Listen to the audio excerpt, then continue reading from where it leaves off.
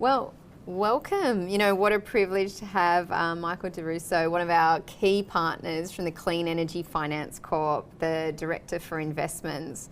So it's been quite a year, but when we're looking at the year ahead, what does that look like?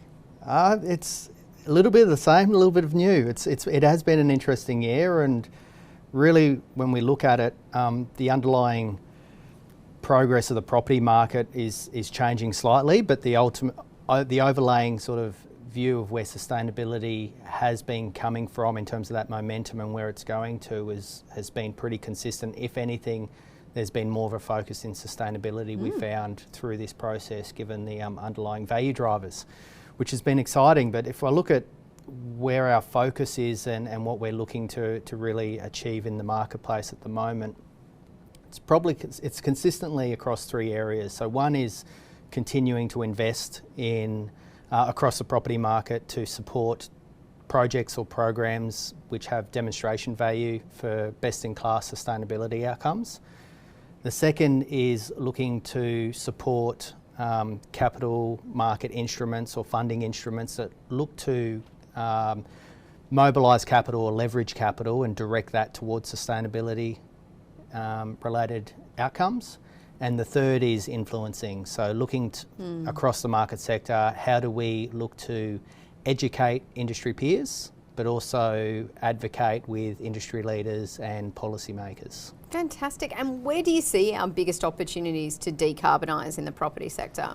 Yeah, as I touched on before, it's continually evolving, and the property market has been very good at adapting and picking up on those themes and running with them. So if I look at existing topics that we've been looking at and see real value in, is electrification across the property sector and what it means for each of the asset classes, both in new build design but also existing assets.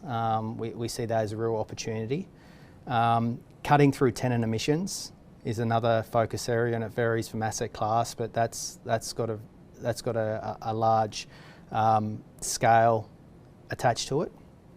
If I look at new themes, it's really looking at the life cycle carbon analysis reduction process and really trying to create for us in the built environment space, creating that market demand when we're looking at construction processes, construction materials, looking at alternate materials such as engineered wood products, looking at lower carbon intensive construction materials such as green concrete, recycled steel, and how that plays its part in the whole process. And then you have the new theme coming through, obviously, of the circular economy. What does that actually mean?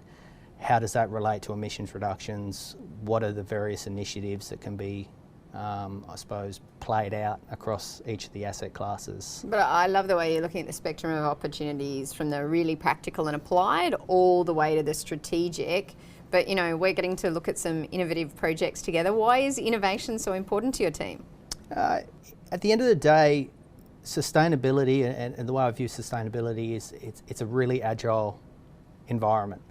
It's continually evolving, it's continually progressing, and there's always that next wave of the next big thing in sustainability. So innovation in technology and innovation in initiatives is really important for CFC as a brand to be able to maintain market relevance, to enable us to engage, I suppose, with the market and continue the decarbonisation in the property space.